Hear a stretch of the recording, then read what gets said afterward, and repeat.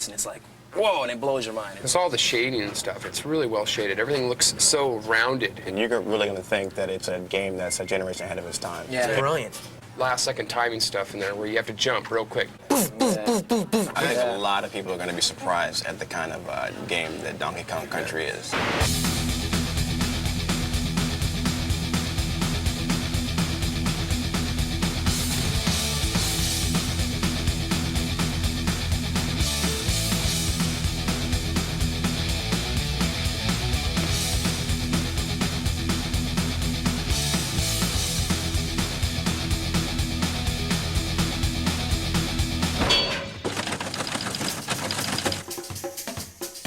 Here we are today on our way to Redmond, Washington to take an exclusive insider's look at Nintendo's new revolutionary yet unreleased game, Donkey Kong Country.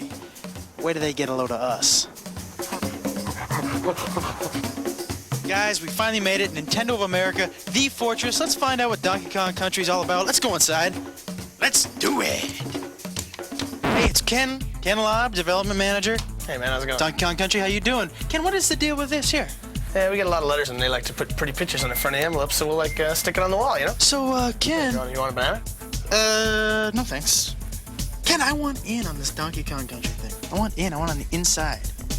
I don't know. Ken, me and you, pal, we go back a long way? Come on. What do you think? Old time's sake? Okay, I'll take you to the treehouse. The treehouse? God, I hope there's no climbing involved. Here it is. What's the password? Diddy. Password? Diddy? Yeah!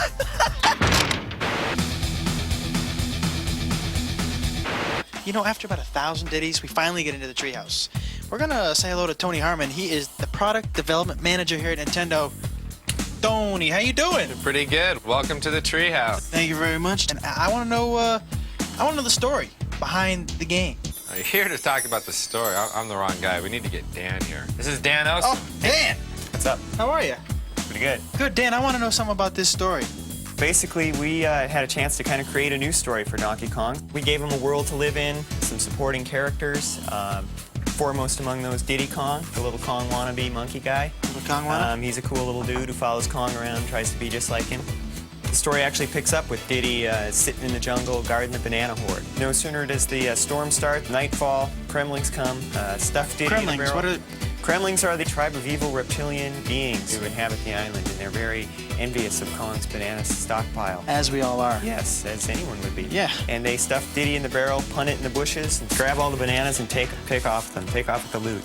Donkey wakes up and... Next day, Kong wakes up, where's my bananas? He goes out to find him. Rescue his little buddy, find out where he is. But Kong's angry, he's got his little buddy back, but he needs his bananas. So we get the Kremlins, we got Diddy, and we get the big fella. Tony, did you have a favorite character? Are there more characters in this? There's a lot of characters. I like the whole Kong family. We got Cranky. Cranky's the star of the original Donkey Kong game. Still alive, is he? Dad or grandfather played that game. Wow. Then we also have Funky Kong. Funky is kind of the California surfing kind of Funky Kong. Yeah, he That's runs nice. Funky Flights, and the Funky Flights allow you to fly around to different parts of the game. We also got Candy Kong.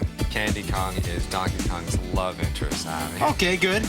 I was wondering, maybe I could take a look at the game? Yeah, Sure. right over here. These guys are so easy. Yeah. This is Armand, and this is Rich. Hey, how you doing? Oh, hey. These guys test Donkey Kong Country for a living. We have hundreds of areas in Donkey Kong Country, and these guys have to play each area probably 100, 200 times each, weeding out all the bugs. This is a prototype board. There's 8 chips on this, 4 meg each, which makes it a 32 meg game, the biggest game ever. This 32 megs allows us to do a variety of action and a variety of backgrounds. We have snow levels, jungle levels, The pyramid type level. pyramid levels, The cave scaffolding level. The forest levels. The industrial level. And underground, factories, all kinds A of lot of different bizarre levels places that you wouldn't expect to find on an island. Yeah, it does. We've got a bunch of guys that call it goodies. These guys help you out. We got Ramby, who's a rhinoceros who bashes through some walls, helps you find some hidden areas. We got Winky the frog. He's bad. He can jump on top of Can't like forget Espresso either. Yeah, we got Espresso. That's an ostrich, a flying ostrich with these little bitty wings and goes flapping along the top of the screen. We have a lot of other special effects we do as well. On the snow level, we have 12 different layers of snow going back and forth. We have forest levels with parallax scrolls for dimension in the game. how did this project get started? Visited my friends at Rare. Rare's been working with Nintendo for a number of years, and Tim Stamper, the head creative person there, was telling me about an idea he had to make a game out of fully rendered characters. Tim, I was just curious as to how you made them look so real. Because we're based in Twycross, we have a zoo about 2 miles away. Ah, you went to the zoo. The zoo, yeah, and had a good look at the gorillas and the monkeys, and with video cameras, it was pretty funny. Hey, big fella. Hey, there's Diddy. Diddy and Donkey. Oh, get out of the way, Diddy. How's it feel to be the prototype, fellas? Using advanced computers to produce a three-dimensional model that we can display on a computer screen. So, what do we got to eat here? Well, today we got the cream of banana soup, the banana and peanut butter sandwich.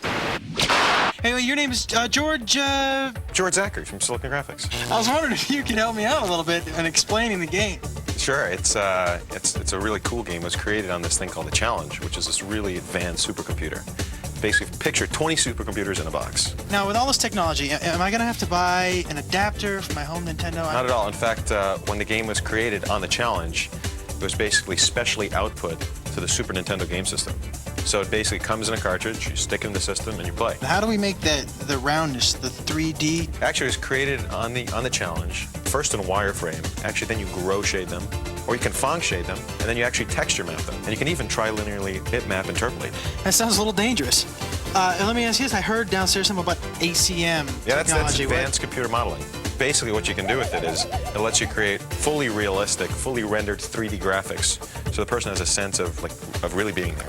Same computers that we used in Terminator 2, Jurassic Park, new movies like True Lies, Mask. A year and a half later, we're closing on the finish of the game. All right, here we are. We're about to talk to two guys who play this game 24 hours a day, 7 days a week. And guess what, folks? Guess what? They get paid. This is Henry. Henry, say hello. Hey, what's up? Henry, we were wondering if maybe you could show us a couple tips and pointers. Yeah, sure, no problem. That'd be great. Okay, well, this is the first level, and this is Donkey Kong's Treehouse, and that's where we got our name from. And there's a banana arrow on top of the trees when you first start. Donkey Kong can drop down there, and he can knock the keg out of the floor, and he can roll it up against the wall and bounce back and ride it. Ah. And Donkey Kong will just cruise straight through the first part of this stage, and it's a good way to get people started off. You can just bowl over some of the tougher enemies that might have gave him a problem. Right. Yeah, hey, you hungry? You want a banana? No. Well, I guess I could show you something else, too. This is a snow level later on in the game. It is snowing. Donkey Kong can now ride thin barrels and shoot out. And this one part here is a series of barrels, and if you can navigate it properly, almost perfect, and not miss anything, you can score a bunch of free men at the end of the level. Bunch of free men, not just one. Yep, a bunch. A blue balloon comes up, and Donkey Kong can grab it. There it Is is. it very hard? It's tough. You got to get it down perfect. And Wow, so there. you got a bunch of free men. Let's go talk to Isaac. This is Isaac. Isaac, say hello. Hello. Isaac, I was wondering maybe you could show us a couple more pointers. Possible? Yeah, I can do that. No problem. These guys are great. All right. What do we got? We got more Okay. snow. Yeah, we have more snow here. Okay. What we're gonna do is we're gonna jump on this igloo and use this really slow vulture. It looks peculiar. Peculiar enough to get us into a bonus level. Bonus. And I must say, this is one of over 100 bonus levels. 100 bonus levels. Yeah, and in this bonus level, Not you something have you see in every game. Absolutely. You have to guess which barrel that this golden medallion's gonna wind up in. Like to take a guess? Yeah, the far right. Okay. Oh, you're very good. Very good. Okay, the second tip I'm gonna show you, it involves our little friend Diddy. Diddy. Yeah, Diddy's the cool guy. You walk over to this little thing here, you jump on top of it, you're gonna grab that rope, let the rope take you over, jump right on top of that little stump in the ground, pick up the TNT, walk over to this oil can, blow it up, fall right into another bonus level. Now what you wanna do in this bonus level is jump out of this canister here, out of this little can, and grab the balloon. So we have some pointers now. Good thing you came with us, because you learned some things today that, boy, you're not going to learn just anywhere else. You thought it was going to be a waste of your time, didn't you? Fried green bananas, bananas au gratin. Video game music should draw you into the game. In Donkey Kong Country, we had graphics that were way beyond anything else that's ever been done. We were also hoping to get some music better than anything that's ever been done. This music, for example, is very upbeat, fits with the jungle. It's an early level. The level's not very hard. The music is kind of nice. Okay, now here we have the music that goes with the water level. Now in this level, you've just finished a really, really hard level in the game. We use this music and this fairly easy level as kind of a reward. because the music is so good, we're putting this music on a CD. You know, something that's big in Japan for many, many years is game music on CD. Hasn't been a big hit in America because maybe the music hasn't been quite up to what you hear on the radio is every daytime. You're kind of losing it, dude. We got massive Smurfs attacking him on the scaffold level. What are the big blue buff? Well, the reason why I like them is because, for one, they're big, they're blue, and they're buff. Well, and then when you hit them, they kind of bounce. The morphing rocks. The Those morphing guys are rocks. so cool, man. You touch these barrels and the lights turn on and off. And these rock guys are just kind of rolled up. When you hit this light, they unroll and they start walking towards you. It's so cool. And it's really... And you gotta switch them on and off. Sounds so scary. Yeah, On Guard's the fisher ride, and he just kind of pokes you with his swordfish front. And Pokes the bad guys. yeah, Do you guys get to ride? Do we get to ride minecart? Oh yeah. The minecart was a favorite stage. That's your favorite stage? Yeah, it's a pretty cool stage. You're mining? What are we doing? You're on the tracks, and a lot of them are broken, so you gotta avoid, you know, a lot of the broken tracks so you don't fall into the caverns. When we put this out, what do you think your friends are gonna think of this game? I don't think really you have to tell them all that much. Once they see the pictures, it's just gonna be like, you have to have it, you know it, get it. It's one of those games you don't get bored with. You know, I've played it probably 100 times, over 100 times now, and I'm still getting better. I'm still getting better in stages. There's certain stages I can improve on and keep getting better. Tell you what, you better reserve this game before November 21st, because that's when it comes out in the stores.